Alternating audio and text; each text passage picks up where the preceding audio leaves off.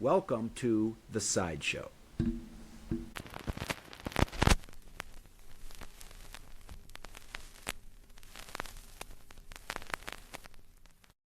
All right, welcome to another edition of The Sideshow, and we have got a good one for you today. Mike, you'll be taking the lead, so why don't you let everybody know the great album that we're going to be talking about today?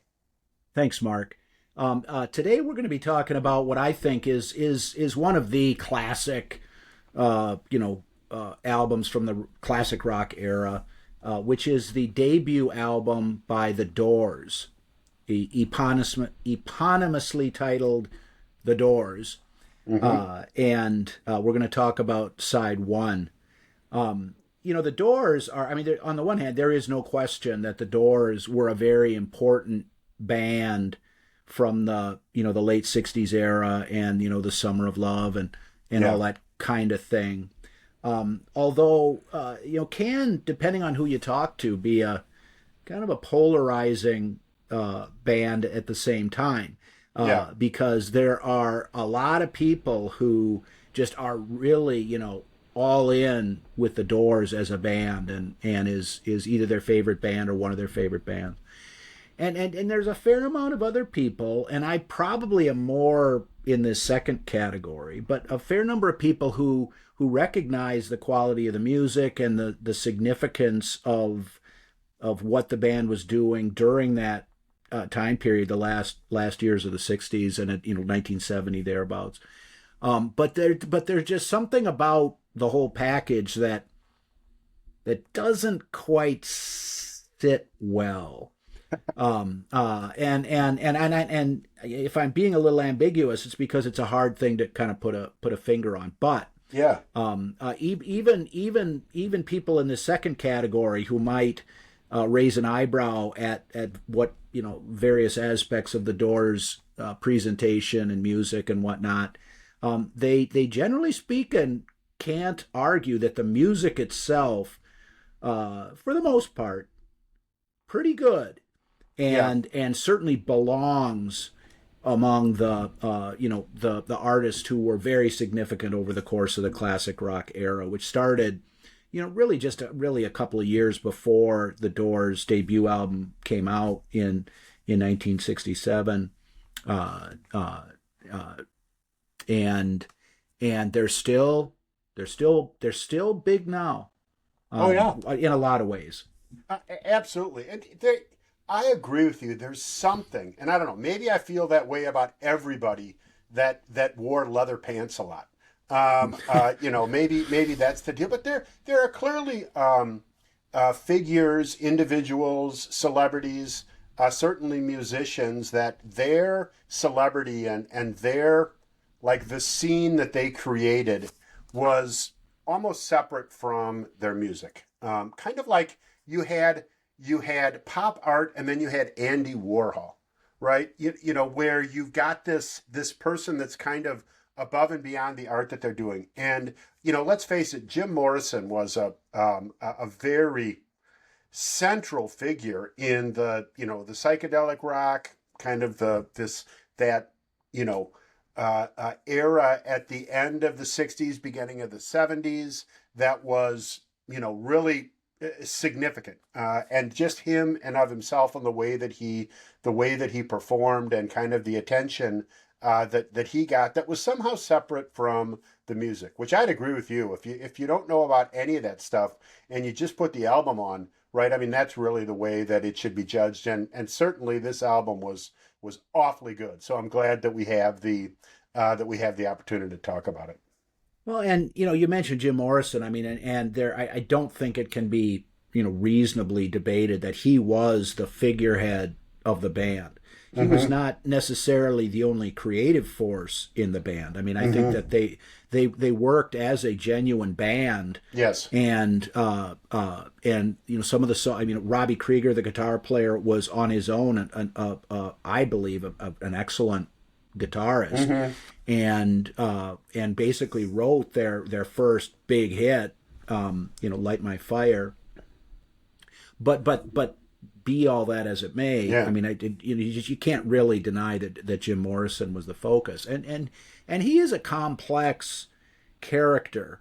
You know, Yeah. he's someone who's very easy to caricature. Mm-hmm. But you know, when you really kind of pull back some of the layers, I mean, the guy was actually quite intellectual, um, uh, not particularly disciplined, Yeah. and Two he was different things. and he was a genuine poet. Mm-hmm. Now that doesn't mean that he was a great poet, or even a good one. But I mean, Yeah. he was a poet, and you know, and he understood, you know, concepts like, you know, Nietzsche's claim that Greek tragedy was the most perfect form of art that humankind had achieved, because it struck the balance between the Apolline and the Dionysian, you know, the ways of Apollo and the ways of Dionysus. Mm-hmm. Okay, Jim Morrison understood that, but see, Yeah. he mixed a little too much Dionysus, not enough Apollo, into what he was dishing out. And you know, and I mentioned that, you know, I describe him as a poet, and I think that's accurate. And you know, when I was doing most of the listening, my period of time where I did my most Doors listening Mm-hmm. was the early college years, when I was going to college at the University of Minnesota. And you know, and around that time, you know, you're still in your, you know, you haven't turned 20 yet, and you're listening to music and stuff. And back in those, that's when the book No One Here Gets Out Alive, written by a man named Danny Sugarman, who was connected to the Doors in Mm-hmm. some manner that I don't recall. But that was a very popular book. Basically, told the story of the Doors, you know, with Mm-hmm. a lot of emphasis on what Jim Morrison was doing. Sure. And there was an album that came out in the sometime in the early '70s, or sometime during the '70s, uh, after Jim Morrison had died, called American Prayer. Mm-hmm. And there was some Doors music on it. There was a live version of Roadhouse Blues, and there were some other clips from some songs. But it was a lot of Jim Morrison reciting poetry. Mm-hmm. I mean, some recordings that he had made, you know, before he died. And, you know, it's I mean, that's the sort of thing that you should listen to when you're 19. It That's is. I'm not advocating that any, you know, mature adults out there take the time to listen to American Prayer, because while there Mhm. is some of the imagery in the poems that he's reciting are memorable, it's just kind of ghoulish and just sort of too much Dionysus, not enough Apollo. Uh, uh, but a reoccurring theme. and you know, when you listen to, I mean, when you read about the antics that Jim Morrison engaged in on stage, and whatnot, you know, there was a Oliver Stone film about the Doors starring Val Kilmer, which Mm-hmm. came out. It was either in like 1989, 1990, 91. It was right around Yeah. the turn of the decade, from the 80s into the 90s. And you know, it's more or less consistent with the story that's told in this book that I mentioned. Yeah. But you know, people have had an opportunity to kind of get a flavor for what Jim Morrison, you know, was really all about, and in a lot of ways, it's kind of sad. Mm-hmm. You know, but all this stuff aside, you know, the guy could get up in front of people and capture their attention and keep it. And Yeah. he really had a unique and I think very interesting voice Mm-hmm. that he along with the other members of the band really put to good use, Mm-hmm. just in terms of the sound of their music. Yeah. And so they were an interesting group, and they're worth people's time. I mean, and a lot of their music is played on the radio, So Yeah. whether it's Light My Fire, Break On Through, and then other hits like Love Me Two Times, Mm-hmm. um, uh, uh, it's, Hello I Love You, Touch Me, L.A. Woman, Riders on the Storm. Blah. There's Yeah. plenty of material out there. Yeah, and Um, especially like after Apocalypse Now, the song "The End," I started to get a little bit more popularity from its use at the beginning of that movie, and yeah, all the other ones that you talked about. Yeah, that's pretty regular airplay on classic rock stations. So still a lot of people enjoying them today. yeah. And so in any case, and the Doors were a band from Los Angeles, California, and the members of the band met probably around 19. There's a lot of information about the Doors in this, in the book that I mentioned. There's the film. There's a lot of information on the internet. That people can check out if they're interested in more details about the Doors. But the members met, in the mid '60s, around 1965.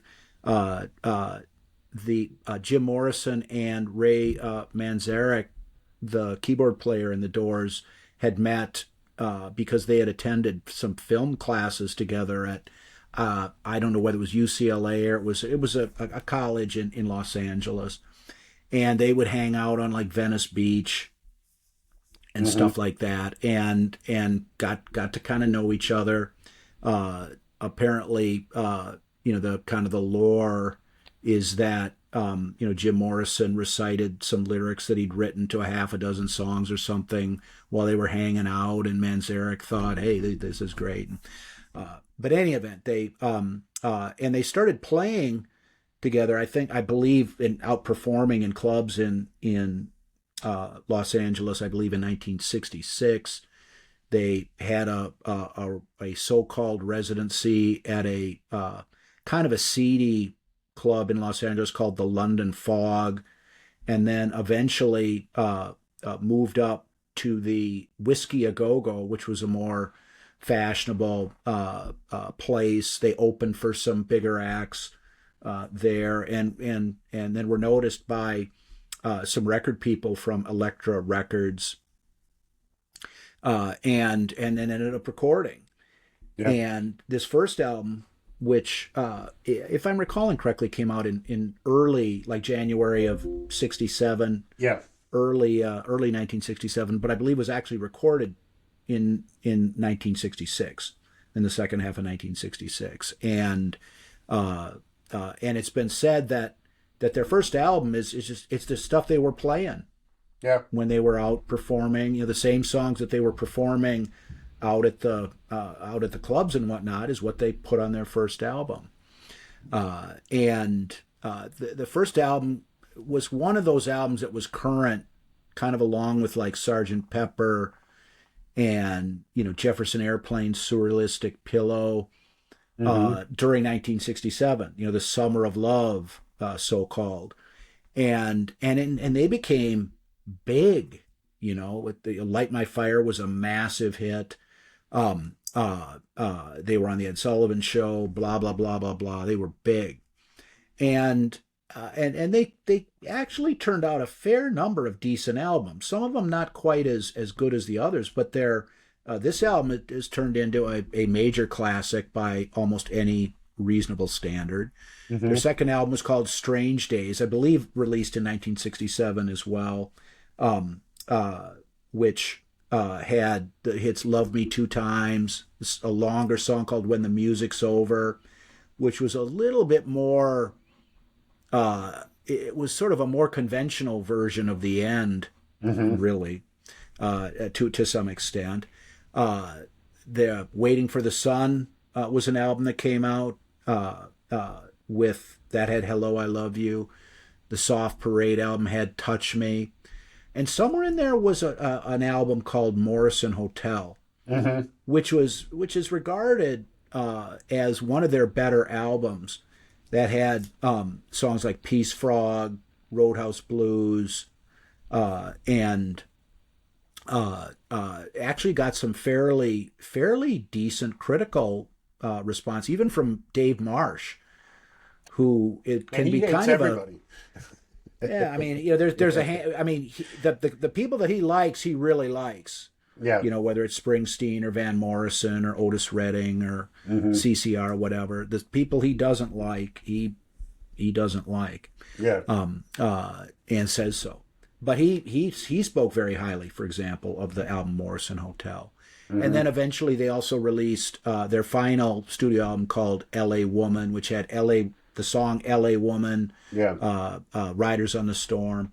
So they and that came out in either 1970, maybe 1971. Jim Morrison died in 1971, and over the course of that time, they really did put out a fair amount of decent music. I mean, Waiting for the Sun and Soft Parade, I don't think were as good as the other four albums, and I don't think any of them are really as good as this first album. But Hmm. Strange Days and L.A. Woman were very serviceable albums.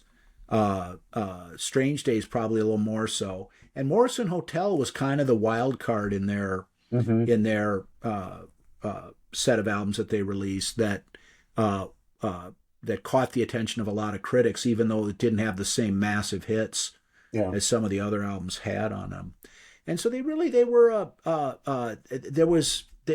were an important band for a few years, Yeah. from about 1967 through 1970, 1971. When Jim Morrison died, I think that generally speaking, that was the end of the Doors, Oh yeah. for all practical purposes. And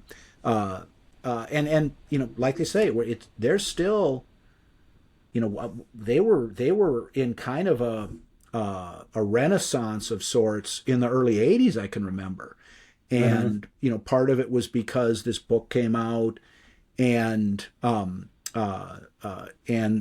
and maybe they never slipped away from popularity in the meantime anyway. But Yeah. when I started listening to them, I mean, living in the dorm in Minneapolis, a lot of people were into the Doors. Hmm.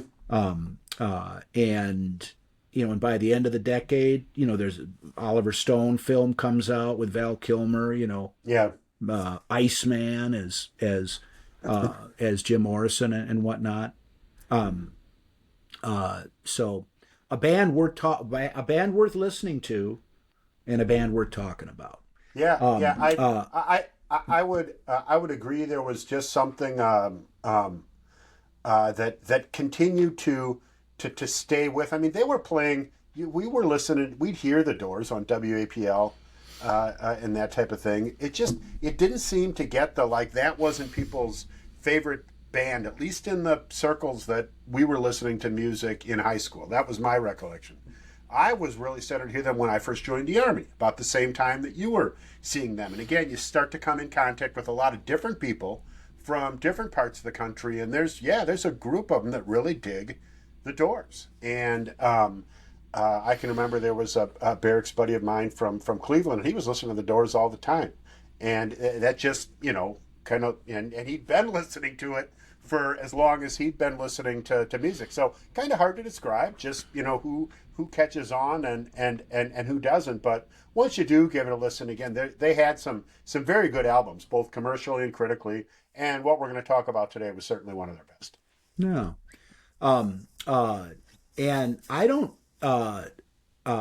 currently don't possess a copy of the vinyl, but I know that you do, Mark, and maybe we can Sure. let everyone take a look. It's a pretty straightforward album cover, with Jim Morrison's Yeah. image Yeah.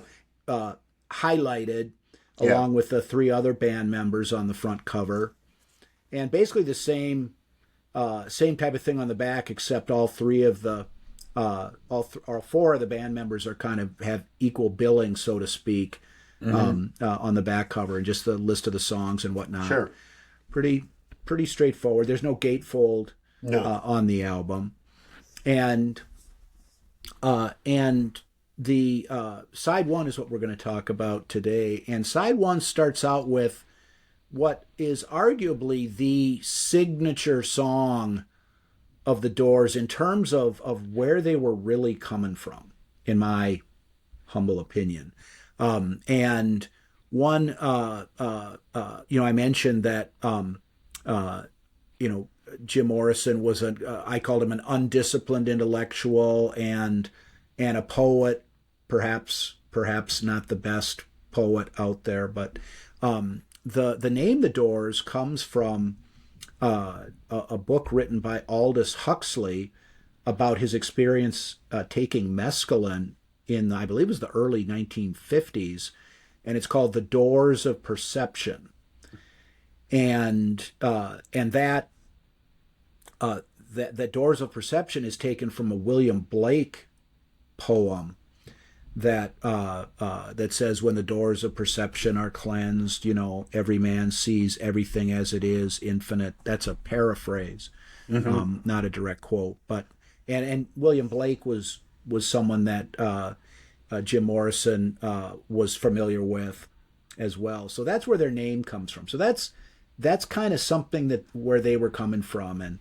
And there's a song on side 2 of this first album called End of the Night, which is taken from, the idea for that song came from a William Blake poem, for example.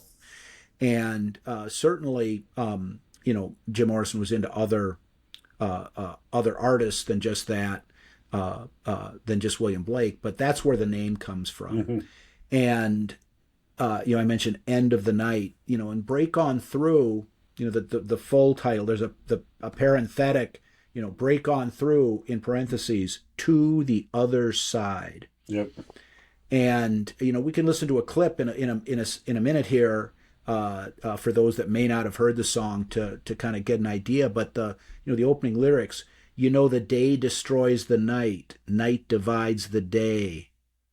Try to run, try to hide, break on through to the other side. Now, there it's like there's night and there's day, and you want to get from one to the other, and whatnot. Well, wow, pretty profound. But I think that the concept in the song "Break On Through" means something a little bit more complex than that, and something more of a genuine spiritual quest to know what is awaiting us on the other side. And a lot of that, and I think that sets a good table for where Jim Morrison was coming from, in my opinion. I mean, you got anything to add to that? No, I'd agree. And the idea of break on through to the other side. First of all, I think it was very intentional that this was the first song on the first side of their album, because they're asking their audience right from the beginning, look, let's break on through to the other side. And there's a lot of ways to do that. I think of people, especially looking at some of the stories in history about the Doors, was that, well, you can use drugs to break on through to the other side, to get a more expanded type perception. I really think this means a lot of different things. The side can be defined by convention and working 9 to 5 and doing what your parents told you and going here instead of there, whatever. There's a lot of sides that can be broken through. And I think that most people are somehow constricted by one of those. And it should really be a goal to break on through. You don't have to stay on the other side, but you should at least experience it. Right, to understand what's there. So I think it was it's like, look, give us a listen here. Song 1, side 1, album 1 of the Doors. This is the first thing we've heard about these people. It's like, hey, let's break on through to the other side, and maybe we can get to know each other, right? From this. And man, he had a forceful way of telling us to break on through. All right. Well, Let's listen to a little of it, and then we'll continue our discussion after.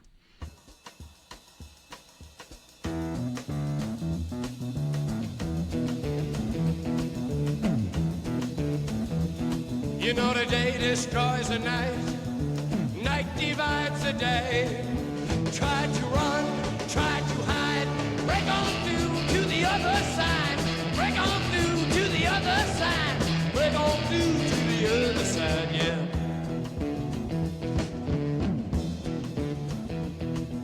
We chased our pleasures here, dug our treasures there. But can you still recall the time we cried?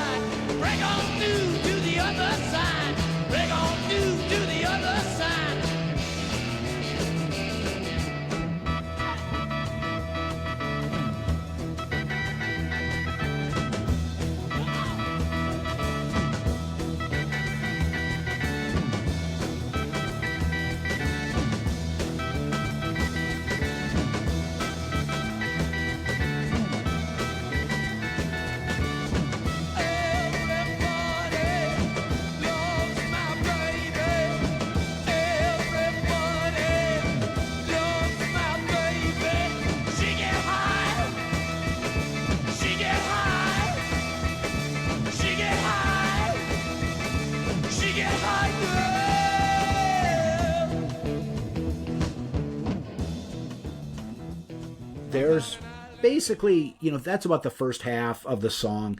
Most of the songs on this side are fairly straightforward and short. But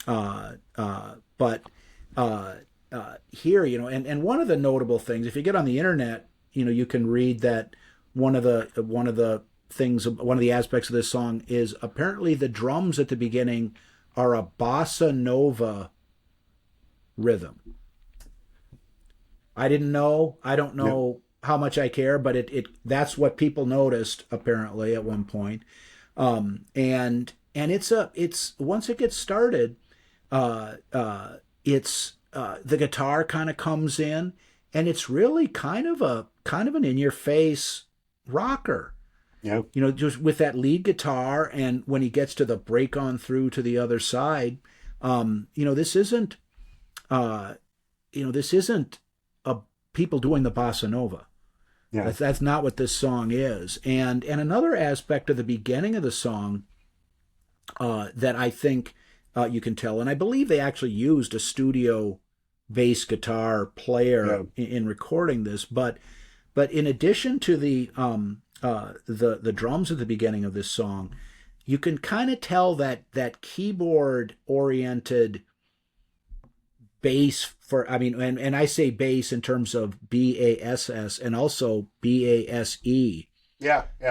As rhythm section. And you can just kind of tell that's where the creation of these songs really came from in terms of the bass. But as I said, it quickly gets into a relatively maybe ferocious is a little strong of a word, but that lead guitar sound and just his break on through, there's sort of a wildness to it that is definitely rock and roll. Not this isn't Latin music, bossa nova. This is rock and roll. Yeah, and we're going to be hearing a lot of organ, a lot of keyboard through all of their songs. That was a really important part. When they were on the road, they didn't have a bass player. As you said, in the studio, they leveraged an actual bass guitar player for their recording. They felt they needed that. But on the road, it was their keyboard player that delivered all the bass sounds on top of everything else. But we're going to be hearing a lot of it. Now, that guitar, though, to your point, is absolutely there. And, he was a key figure, Robbie Krieger was a key figure in the creativity of the band and a part of the music. So we're going to hear that. But you're going to hear a lot of organ in these songs as well, and some more than others. But to me, this is a great introduction to the force of Jim Morrison's vocals. That low pitched but powerful, right? Kind of driving that break on through to the other side.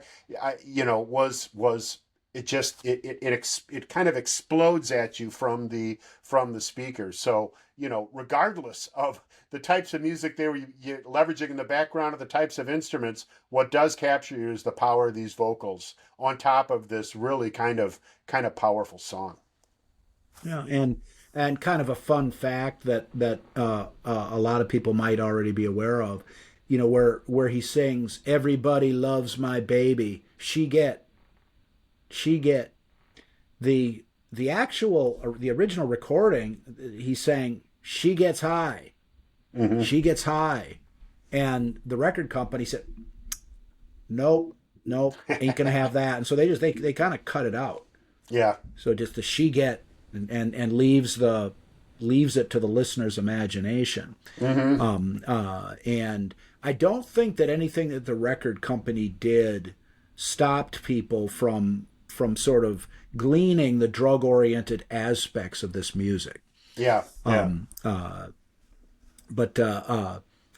So it's really a fairly straightforward song, and it introduces that concept, break on through, and we've already talked about that. And I don't know if we don't need to belabor that point, but I think it is the simplest way to sum up where Jim Morrison was coming from, that Yeah. that he wanted to, and he thought that everybody should try to break on through to the other side, and whatever was there, we'll find out, Yep. and take it from there. Yep. I'd agree. Okay, and there are 6 songs on this side, and moving on to number 2, which is a great one, in my humble opinion. It's called Soul Kitchen, and why don't just for this one, why don't we just play a clip to introduce those that may not have heard it to the song, and then we can kind of have the bulk of our discussion on the other side.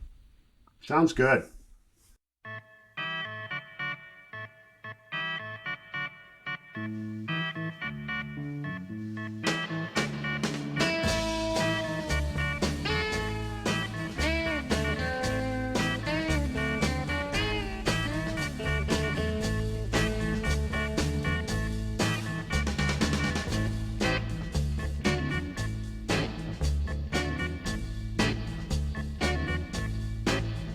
Well, the clock says it's time to close now.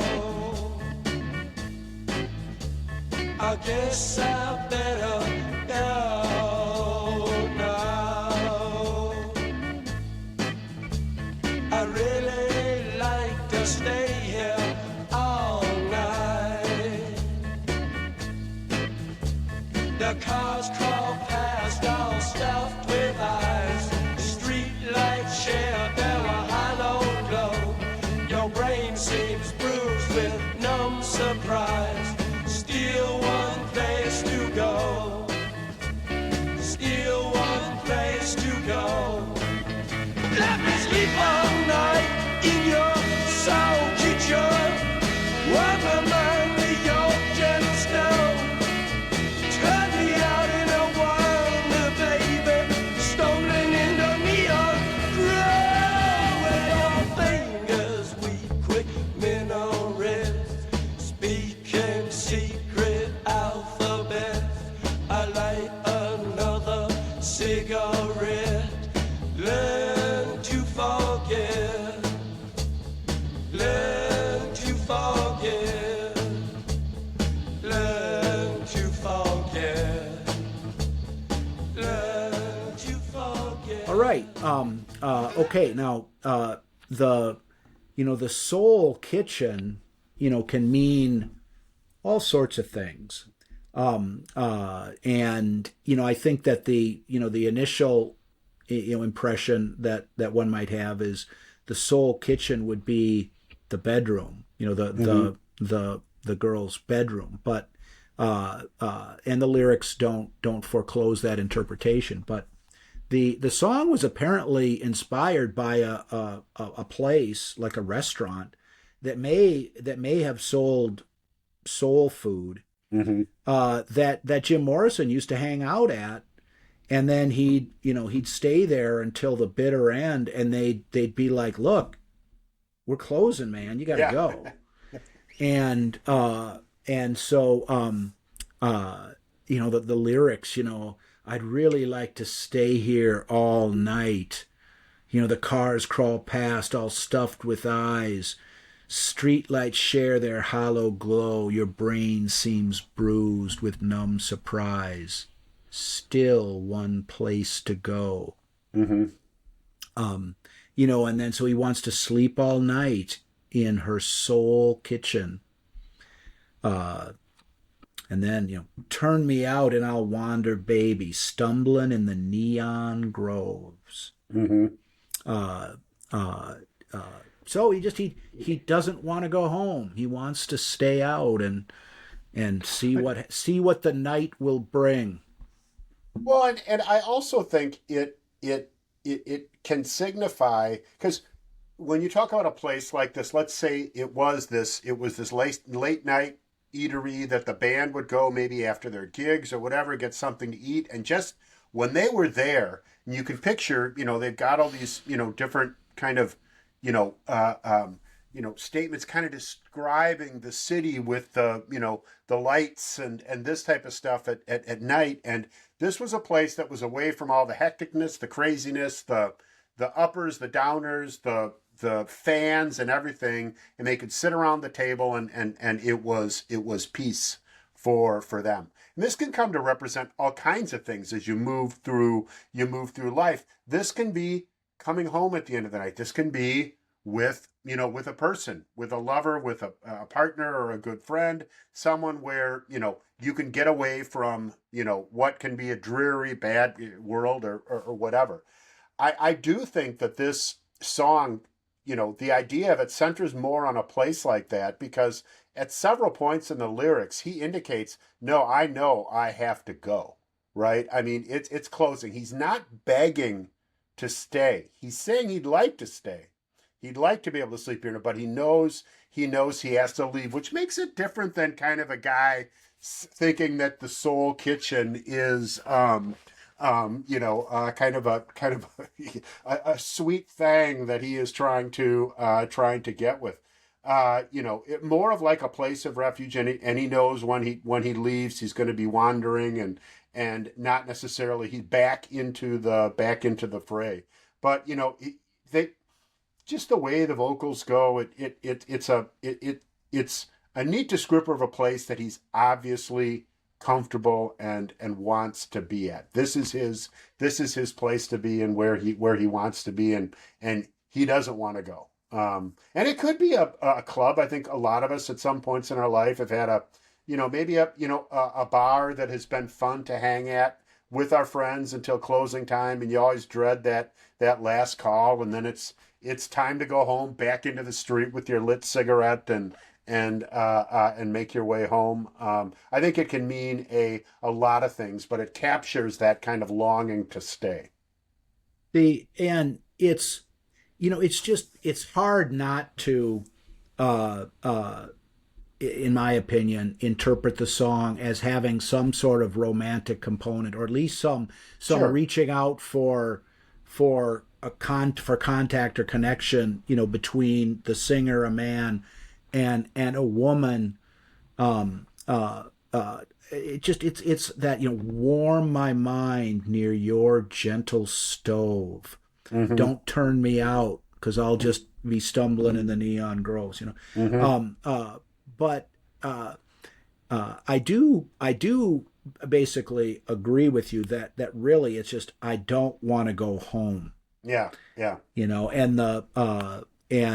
kind of the old blues performers, when it was closing time and they played their last song, one of the statements that used to get made was, all right, that's all for tonight. You don't have to go home, but you've got to get the hell out of here. That's right. You can't stay here. You can't, whatever you're going to do tonight, go home, go somewhere else. You can't do it here.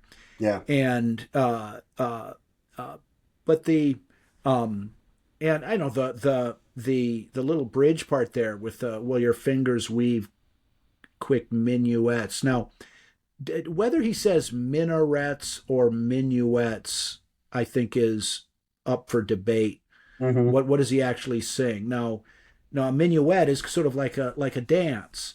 Yeah. And so your fingers weave quick minuets makes sense. Now, minarets, if I understand correctly, is like a tower on the side of a mosque or something like that. Yeah. And so, but it sounds like he's saying minarets to me. But I think minuets. But your fingers weave quick minuets, speak in secret alphabets. I light another cigarette, learn to forget. I mean, that's the guy sitting at the counter when the woman is kind of looking at him saying, well, that's all well and good, Jim, but you's gots to go. Yeah, that's right. Because I want to go home. Yeah. I want to go home and go to sleep. You may want to do this. It's kind of interesting too, just on the sound and the feel of the music itself. This song has a very 60s vibe to it, right? Almost like a Batman theme kind of vibe to the very start of it. You definitely know you're listening to to a '60s song, not in like a corny way, but just it's there, that kind of feel that was predominant when you think about the tunes that were, coming out at this time. Well, and you know the Doors, the music behind the Doors has been described as having this cocktail lounge sort of sound. I think in large part because of the organ sound, but I mean, organ was a big part of late '60s music around this time. I mean, Pink Floyd's debut album, 1967. And they were a very different band in 1967 than they were, in the '70s when they created, Metal, Dark Side of the Moon, and whatnot. And very organ-heavy music. Yeah. And it sounds like and it could have been the same kind of organ that Ray Manzarek was using with the Doors. So there was nothing unusual about there being an organ having a presence in '60s music, and this song, more so than some other songs, it's more of that '60s organ sound, like '60s pop music or '60s rock music organ sound, than some of the other tracks. But I don't know. I have always thought that this is one of the best songs on the side, because it's a very representative '60s pop rock song that captured that vibe that you mentioned very well. Yeah, great song. Okay, moving on. The third song is called "The Crystal Ship." This is a slower song, a gentler song than either of the first two. And why don't we listen to a clip of the first half of the song or so to give everyone a taste, and then we'll continue talking after. All right, let's do it. Before you slip into unconsciousness, I'd like to have another kiss, another flashing chance at bliss, another kiss, another kiss.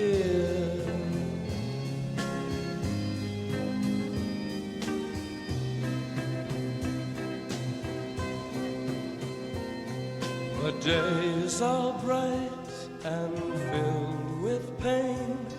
Enclose me in your gentle rain. The time you ran was too insane. We'll meet again. We'll meet again.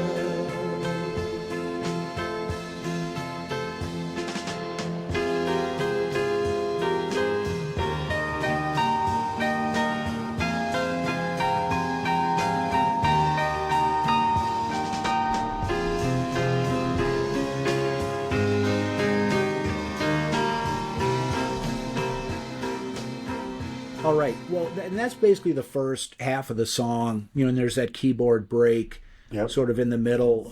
And it's really, you can get on the internet and what people think about what he was talking about and what is the crystal ship and whatnot. But I think it's just a love song about, it's just a love song. And my sense is that, those last lyrics before the keyboard break there, that the time you ran was too insane. We'll meet again. We'll meet again. I don't think she ever comes back. And I think what the crystal ship is, and those lyrics are, at the last verse of the song goes, "The crystal ship is being filled, 1,000 girls, 1,000 thrills, a million ways to spend your time. When we get back, I'll drop a line." And so I think he's sort of telling this girl, well, look, if if you're not interested in me, I'm going to go on this. I'm going to I'm going to sail on the crystal ship, and I'll check in with you when I get back. Now, the delivery, the actual performance of the song is a little gentler than that. It's not a, you're lost toots type kiss off song. But that's how I see it. And I think of it a little bit differently. First of all, I really like this song. This is one of my favorite Doors songs. Wasn't a big hit of theirs at the time, but it, as far as like singles that they were coming out with, not the first song people think about when it comes to Doors songs, but I really like it. I think that although it is a softer song, there's some power, there's some build in the vocals that I really enjoy. But I see the crystal ship as the passage of time. I mean, I think when you talk about She Never Came Back, I think this girl is already gone. She was gone a long time ago, just hasn't left his consciousness yet. And, in fact, he was just hoping, could he get one more kiss until she slips into unconsciousness. And that's not, she's about to pass out from a roofie at the end of the night. I think she's about to sail out of his consciousness. And the whole notion of there's all kinds of things throughout your life that enter the crystal ship. 1,000 girls, 1,000 thrills. All these things are going by you, and they're in your mind, but they're gone. And to me, that's the saddest notion of how people are preoccupied with how much they want these things that they no longer have. Not necessarily that they lost them, but they've already happened, and that they're now in the past. That's always been my interpretation of the song. I have no idea what they were thinking when they put the words down and sang it, but that's what I've always heard. And either way, I mean, I think that whether it's he's going to go on this ship or this is a ship that has taken somebody else, they don't really even introduce the ship until the very end of the song, right? And the beginning of the song is just kind of talking about how he feels about this woman, someone that he certainly wants to kiss right now. And I think that first line, the first two lines are just they're very powerful. They're very soft. They're almost spoken, but before you slip into unconsciousness, I'd like to have another kiss. And he just does it so well to kind of set the song up, and I really enjoy this song. That first verse, I'd like to have another kiss, another flashing chance at bliss, and I think that you can interpret the song as this is something that the singer is saying to a woman who it's after they're in bed and they've just made love but before we just fall asleep, let's have another kiss, another flashing chance at bliss. It's sort of like, look, because if we go to sleep, then Monday morning comes and you're gone. Yeah. And so let's enjoy. Let's try to achieve this blissful state while we still have the opportunity. And that's different from someone who whether it's a permanent couple of some kind. If you're married, if it's something where, well, no, we don't have to worry about that, because we got tomorrow night and the night after that and the night after that. This is the transience of this situation, whatever it is. I mean, that's definitely a part of it. The days are bright and filled with pain. Enclose me in your gentle rain. I mean, that's really just a very poignant appeal. Just let's give each other shelter from the storm, sort of thing. And then, but you ran, we'll meet again. And it's and I like your thought about the passage of time, because that it's kind of like, look, maybe we'll see each other again in the future. Maybe we won't. If we do, I'm sure it'll be pleasant. If not, That's what the passage of time does. Yeah. But Yeah. it's a very pleasant sounding song. I mean, maybe a little maudlin in its because there is definitely sentimentality in the music, if not in Morrison's singing. Yeah. Yeah. Because I think sentimental is not the appropriate word for anything Jim Morrison does. Yeah, I'd agree. It did provide yet another opportunity for in that line that you mentioned just a minute ago to point out he's not a big fan of the daytime, right? He doesn't like the daytime. There's light and pain or whatever. He enjoys the night. Is what he does. So and I agree with you. It is an underrated Doors song. Yeah. In any case, track number 3, The Crystal Ship, and moving right along is 20th Century Fox, the fourth track on the side. And, 20th Century Fox, I think has, I think that it's fair to say that the character that is being sung about is potentially an actress. Mm-hmm. 20th Century Fox, a movie studio, but also, and probably more to the point, is talking about the kind of woman who is stepping out at this particular point in time, in the late 60s, in the summer of love. Who is attractive and who all the guys have the hots for, and those aren't mutually exclusive ideas, because and why don't we listen to a clip with some of the lyrics. Like most of the songs so far, these songs are put together in relatively straightforward arrangements. We don't really need multiple clips to convey. So let's listen to one of 20th Century Fox, and we'll continue our conversation on the other side. Sounds good.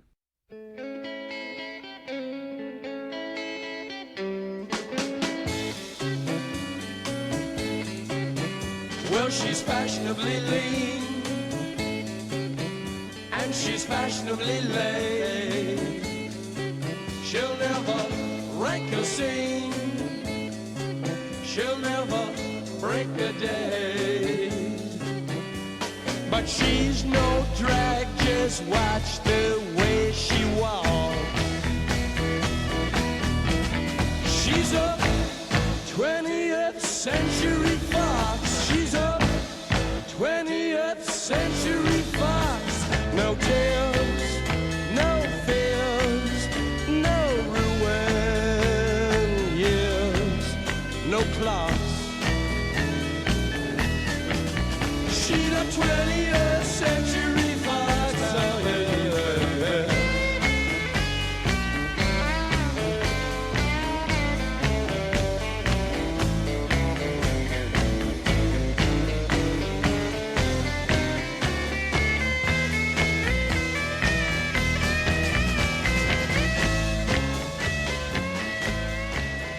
Okay, so she's fashionably lean. She's fashionably late. Mm-hmm. She'll never wreck a scene. She'll never break a date. And, and that could be, the never wreck a scene. Now, could that be a scene in a movie where she's the actress, 20th Century Fox? Or she'll never wreck a scene like she's on the scene. Yep. She's hanging out at the right place. She makes the scene. She makes the scene. Yeah. It's now, it's not a particularly profound song. Yeah. She's no drag. Just watch the way she walks. She's a 20th Century Fox. No tears, no fears. No ruined years, no clocks. Now the no ruined years, I think, that definitely would fit into an actress, who, Yeah. sometimes some, Hollywood performers they'd have boom times and they'd have Yeah. not, for whatever reason, whether it was personal difficulties or whatever it might be. But no clocks. Now that I think is definitely a sort of pay on to the 60s scene. And also, kind of ties in with what you mentioned about the previous song, The Crystal Ship, about, the passage of time kind of being the enemy. Yeah. To some extent, or not necessarily the enemy, but certainly something to be fought against. Yeah. And no clocks. I mean, I think in the, that's something that was a thing in the late 60s. Don't get caught up. That was the whole trap of life. The alarm goes off at X o'clock in the morning and you got to be to your employer at Y o'clock. And, then you'll have a little break for lunch and it's all, no. Yep. I think that a lot of actresses, everything was a ticking clock. They knew whether it was whatever. You hit 29 and you are done, right? And even just seeing a clock move was probably a bummer. So it's like no clocks here. And then, but that fed right into that notion of clocks control too much anyway. Like you said, you got to be to work.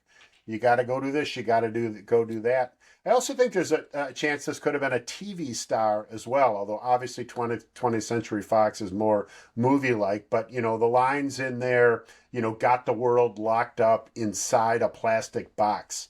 Certainly, kind of the notion of a television comes up there, comes in there as well. But clearly a star, and, the play on the, the words that she's a 20th Century Fox, living in the 20th Century Fox, the entertainment company. She's a fox. I mean, it's all just incredibly clever.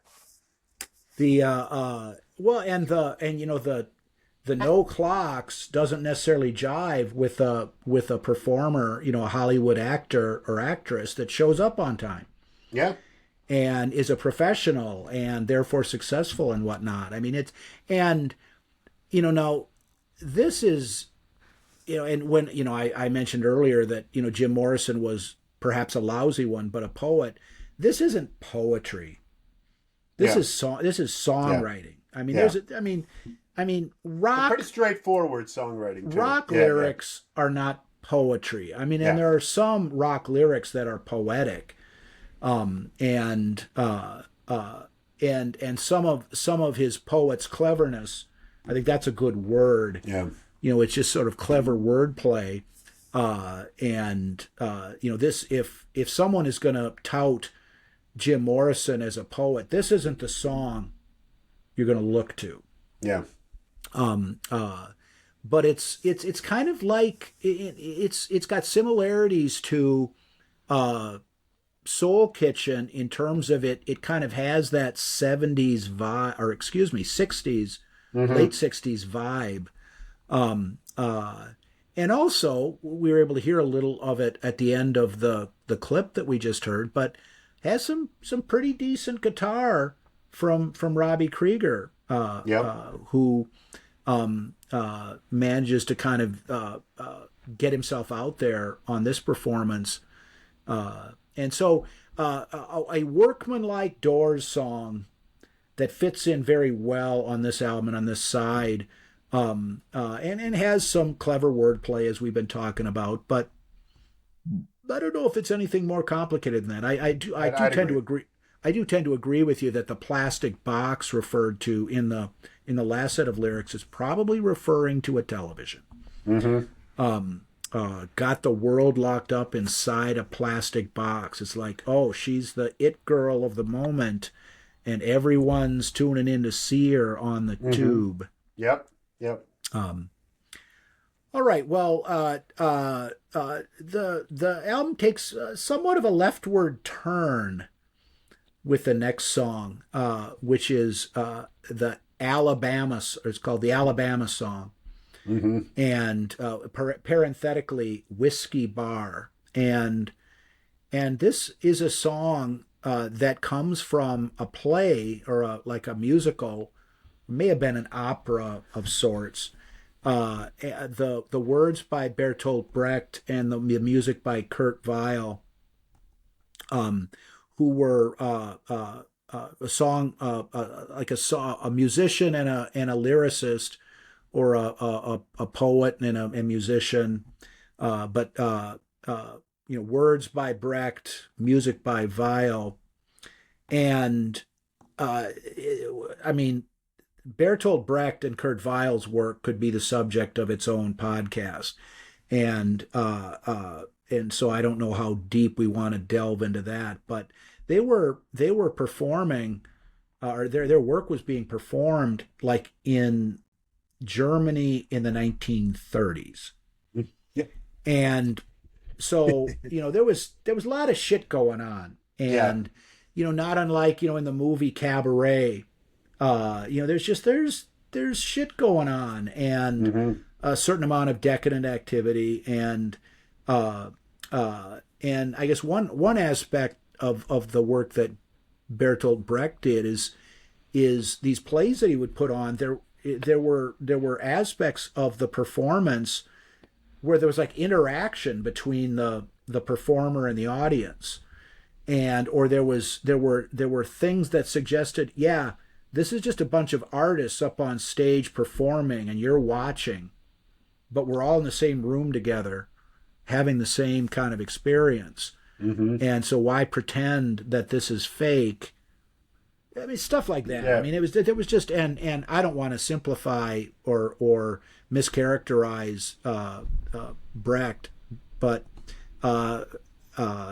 they were they created a lot of substantial work. I think the Three Penny Opera was the most well-known work created by them, but interesting work that this lyric writer and music writer were able to produce. The in the original play that was written by Brecht and Weill, this song was sung by a woman, and she was a prostitute, and the scene had her and the other girls in the brothel singing, and the song was brought to the band by Ray Manzarek, not by Jim Morrison, and just this is probably a good juncture to listen to a little of it. Sure. And we can continue talking on the other side.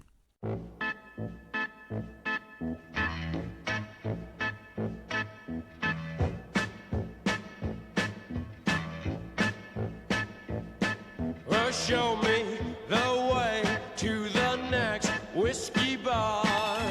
Oh, don't ask why. Oh, don't ask why. Show me the way to the next whiskey bar. Oh, don't ask why. Oh, don't ask why. For if we don't find the next whiskey bar, I tell you we must die. I tell you we must die. I tell you, I tell you, I tell you we must die.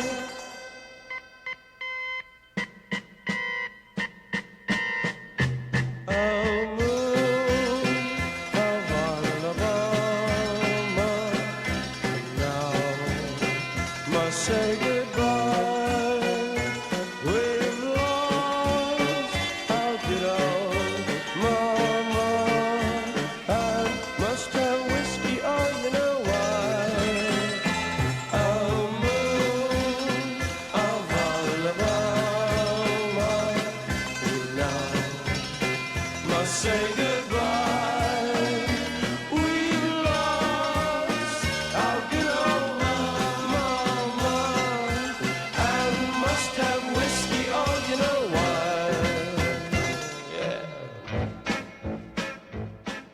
All right, this song, as you can hear from the very start, it's got a much more of a carnival Yeah. sort of twisted circus sort of vibe to it.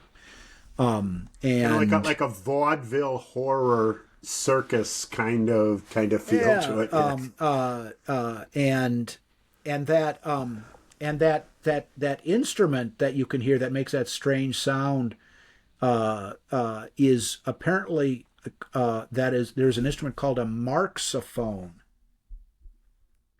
that was used to get that kind of odd sound. And it's this song it's very unlike the other songs on the side up to this point. It's got that sort of European weird non-rock vibe Yeah. to it. It doesn't Yeah. it doesn't sound like rock and roll. It sounds like something that you'd see in the movie Cabaret, for example. Yeah. Um, uh, uh, and when the Doors were performing at the Whiskey A Go Go in Los Angeles before their first album had come out, one of the artists that they were the opening act for was the Irish band Them, which was fronted at the time by Van Morrison. Mm-hmm. And Van Morrison, while he was watching them before his band went out and did their set as the headliners, specifically took note of interesting. These sort of California American boys playing Brecht. It caught his attention. And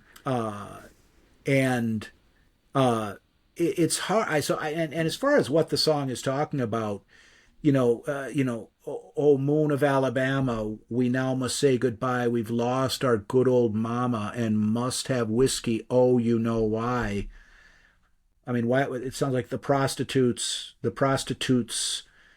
madam is no longer there to. I mean, I don't know what else there is to get from that, and they need some whiskey. Yeah. Not particularly profound, but just interesting musically, and I described it as a left turn, but just shows that there's stuff going on with this band that are interesting and in some ways a little unsettling. Well, and it also, though, at the same time, it has a feel. If you don't know anything about who wrote it, or where it came from, or the time, or that type of thing, I mean, it's got kind of the circus also makes it feel kind of like a staggering, picture a group of guys. It's about 1:30 in the morning, and they're making let's find another bar, because that's although it's the last thing we need, it's what we really want right now. You can kind of feel this, team kind of stumbling down the street, and all they want is, where's the next whiskey bar? And it's kind of got this feel of, towards the end of the night, as opposed to the beginning of the night when they're looking to have a good time. So it captures a modern day feel as well, right? As you listen to the song, even though it does have this older kind of style to it. I mean, I've certainly been at points in my life where this song applied to the crowd I was hanging with. Well, and that's really a good observation. And think about that. Okay, it's like, look, it's show me the way to the next whiskey bar. Do I need it? Probably not. But we must have whiskey. Oh, you know why? And let's look at, we've talked about the previous two of the previous songs.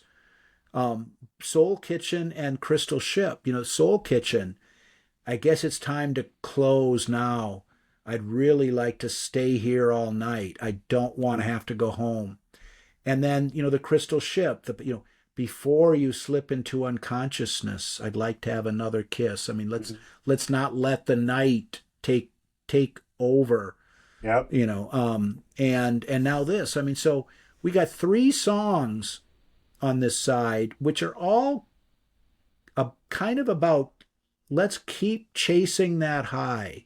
Yes. that we And had and earlier. enjoy our time in the night. Earlier that in we the have here.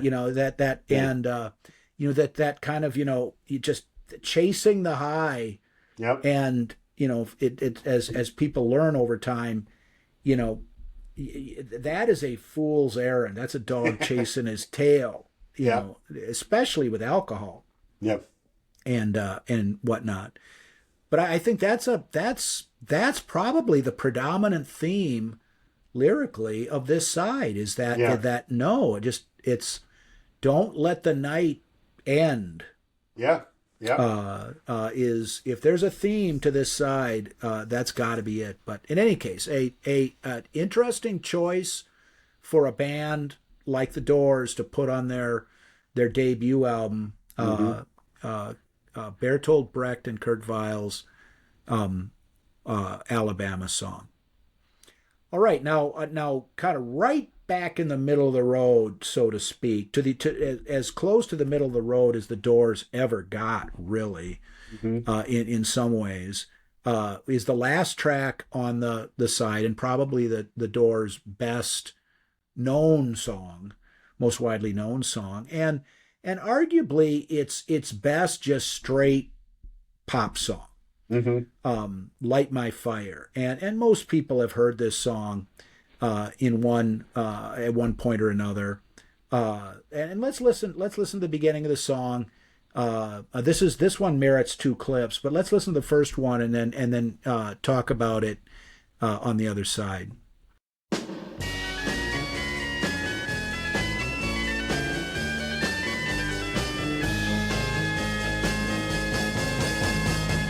That it would be untrue. You know that I would be a liar if I was to say to you, girl, we couldn't get much higher. Come on, baby, light my fire. Come on, baby, light my fire. Try to set the night on fire. The time to hesitate is through. No time to wallow in the mire. Try now, we can only lose, and our love become a funeral pyre. Come on, baby, light my fire. Come on, baby, light my fire. Try to set the night on fire.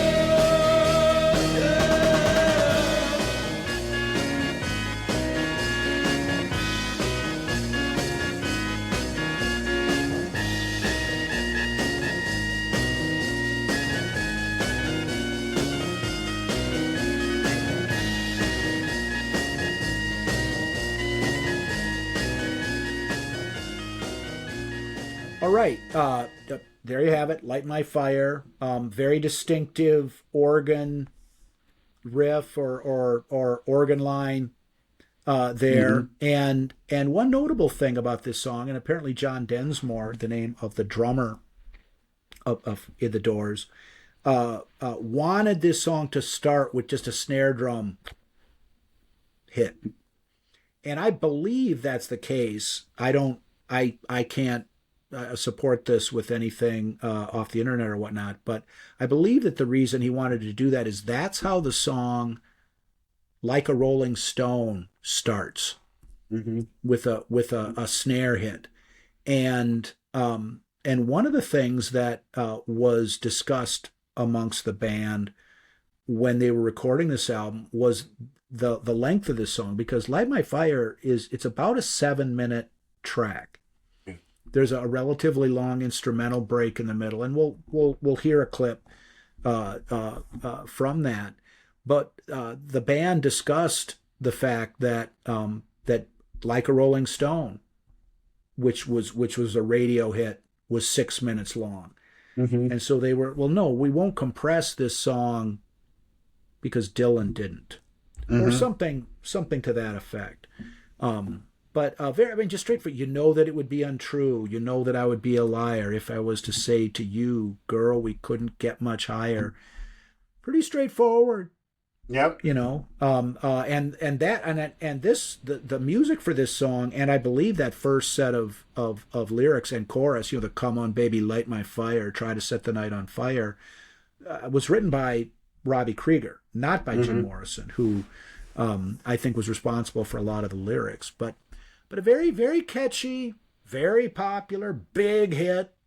It was a massive radio hit for the Doors, and probably one of the main reasons why the album itself took off as well as it did.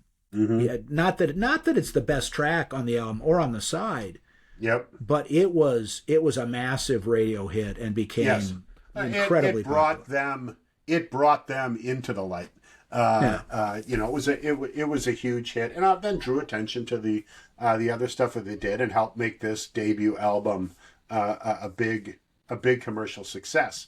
At a time when singles were very important, to be able to to drive that kind of album success. So really good song. You also hear again that power of Morrison's vocals really come through in this song. Although it's got a more pop-oriented, let's say, feel, to it, he's still got some really solid and powerful vocals as he's belting out, especially some of the choruses, right? The verses are got that smooth kind of low voice, but as he starts to really exaggerate how much he wants to light that fire. And say what you will about Jim Morrison. I don't think that he is a conventionally talented singer, but I think as a rock and roll performer, I think he had an excellent voice. And the Doors played a fair amount of blues material, and I don't think that he can really pull off blues songs the way that an authentic bluesman can, even though I think he kind of aspired to be like that. But in terms of the more pop and rock and roll type material, I think he has an exceptional voice because there's a lot of, whether it's, Bob Dylan or Neil Young or Lou Reed or Jimi Hendrix, those guys couldn't sing in the traditional sense, but they were great rock vocalists. Yes. And I think that Jim Morrison, as cartoonish as he could be on occasion, I think he was an exceptional pop rock vocalist. Yeah. And I think that the second verse, the time to hesitate is through, no time to wallow in the mire, try now we can only lose, and our love become a funeral pyre. I think that was Morrison's lyrics. Yeah. And in some ways they kind of spoil the just good old love song, try now we can only lose, and our love become a funeral pyre. What the hell is that? Yeah, no, I don't want to lose. Yeah, I don't want our funeral. So yeah. But on the other side of the coin, it does kind of fit in with that more sort of mystical.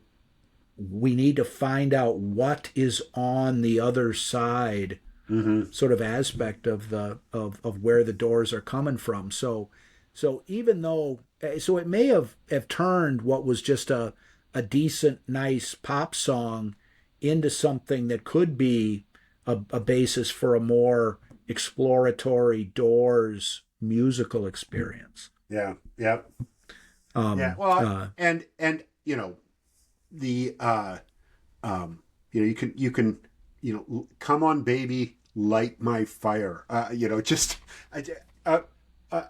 As compared to some others that we have seen and talked about it, right? A pretty interesting way to describe, look, this is how I want to set the night on fire with you. But again, huge hit, very popular, still well known these days. You can talk to people that would don't even know it's the Doors that know the song "Light My Fire" because it continues to get a lot of radio play to this day. Huge hit and a pretty strong way to end this side. Yeah. And before we wrap up our discussion on this, let's listen to another clip because, like I said, this is 7 minutes long. Yeah. And there's a relatively lengthy instrumental break that includes some keyboard soloing as well as a relatively, in my opinion, good guitar solo by Robbie Krieger. So let's check that out and then wrap up on the other side. Okay.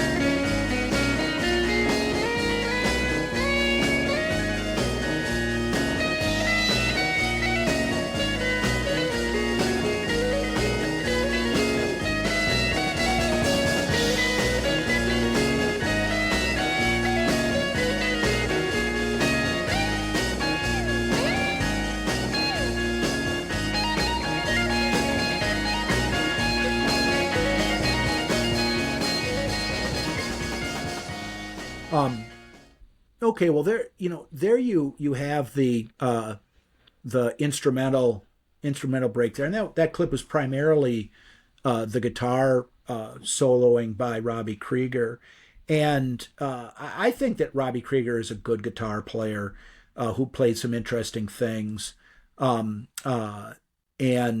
apparently Jim Morrison, while he was still alive and while the band was performing, thought that Robbie Krieger did not get the recognition that he deserved for the quality of the guitar playing that he provided to the band. But I think the most significant aspect of that part of this song, which is primarily a radio hit, because there was, even though they did not, they stretched out on the album version of this song and it was 7 minutes long, there was an abbreviated single version of this song that eliminated most of the instrumental break. Yeah. And one of the things that was relatively common around 1967, or bands that were performing in 1966 and 1967, was the bands would stretch out. And that probably started more in 1966 than 1965. Because the Beatles, when they were still performing, they played their songs 2 minutes, 3 minutes and they didn't jam on stage. Yeah. But come 1966, 1967, that was more common at live performances. And I mentioned Pink Floyd earlier in England. Like in 1965, 1966, when they were performing before their first album came out, they'd be doing like a cover of some R&B song or some blues song. But then in the middle, they'd play just the regular song, but they'd go into these twisted, psychotic jams in the middle of the song. And then they'd come back out in the, I'm a king bee, kind of just, regular blues song. Well, with this song, even though, you've got this sort of cheesy organ riff and real solid pop subject matter and come on baby, light my fire, the hook, it had that pop hook to it. Mm-hmm. when they'd play it live, they'd stretch out and it would become a little bit more exploratory. It's really a fairly decent keyboard solo by Ray Manzarek, and I think a very good lead guitar break.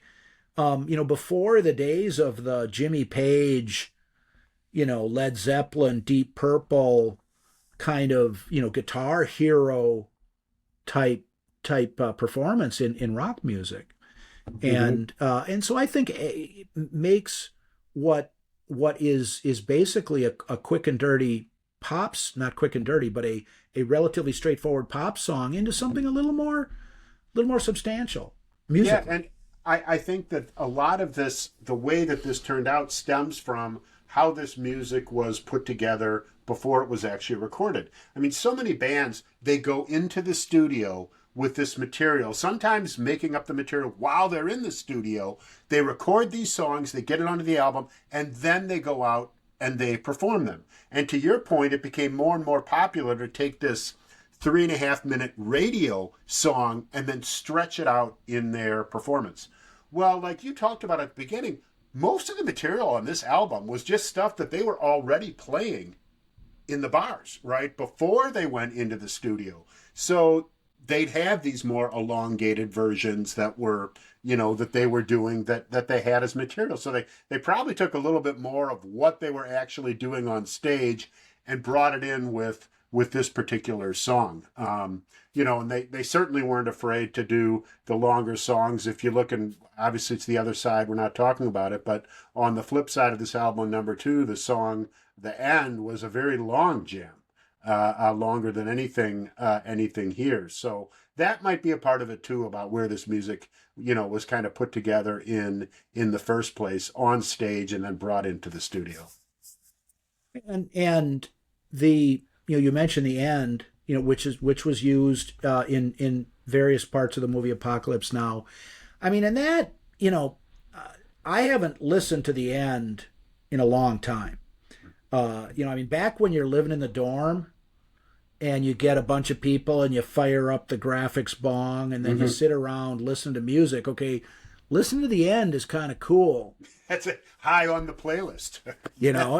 Well, wow, let's play side 2, we'll listen to The End. And whereas, as life goes on and the passage of time takes its toll. The crystal ship moves on. The crystal ship is already back in port, man. Yeah. And so, but the Doors, and then there's other material, by the Doors that would be worthy of a podcast, and perhaps we'll get around to that. But it is unfortunate that the more ridiculous aspects of Jim Morrison's behavior, a lot of it on stage, occurred on stage when they were performing, either because he had overindulged in drugs or alcohol or a combination thereof, started to kind of transcend, their actual music. And there's a number of options available if people want to check out live music by the Doors. And I've never really been interested in that myself because whatever merit may be there, it seems kind of overshadowed with the antics of Jim Morrison performing, and there's an album of a bootleg of Jimi Hendrix called "I Woke Up This Morning and Found Myself Dead," and it's got some material that was recorded in New York City with Johnny Winter is on stage with Hendrix, and Jim Morrison comes on stage. And when you listen to that, it's like, this guy is a drunken fool. is all you can think when you hear that. And I won't repeat what he sings about on this album that I referred to, but it's unfortunate that this sort of cult of Jim Morrison that focuses on his party aspects of him, because even though some of his poetry is just a little too much something, the music that, for the most part, that he produced with the Doors, there's a lot of good stuff there. There is just a lot of good stuff there, and a lot of good stuff on this side. And a lot of good stuff on this side, because this is the first side of music that the band ever put out, and it has a number of their more significant songs, in my opinion, and is worth anybody's time. So check out the Doors' first album, Side 1, and you probably won't be disappointed. I would agree. Well worth a spin. All the songs from start to finish really have a place in the album and in the Doors catalog. So a great album, a great side, and a great conversation, Mike. Sounds good. All right, Mark. We will talk to you next time.